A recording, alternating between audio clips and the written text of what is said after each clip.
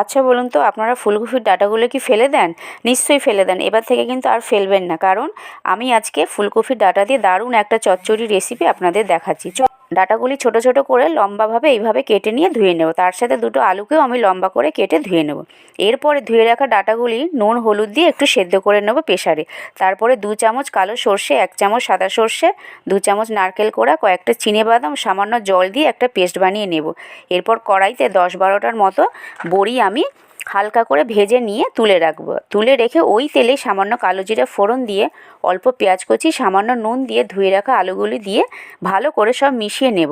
তারপরে 1/2 চামচ হলুদ গুঁড়ো, 1/2 চামচ লঙ্কার গুঁড়ো দিয়ে সব মিশিয়ে নিয়ে সেদ্ধ করে রাখা ডাঁটাগুলি দিয়ে দেবো। আবার এরপরে সর্ষের পেস্ট ও সামান্য জল, কাঁচা লঙ্কা, ভেজে রাখা বড়ি ও 1 চামচ চিনি দিয়ে চাপা দিয়ে দেবো। যখন জলটা শুকিয়ে যাবে তখন এই যে হয়ে গেল ফুলকপির ডাঁটার চচ্চড়ি। ভাতে খেয়ে দেখবেন, কিন্তু অসাধারণ লাগে।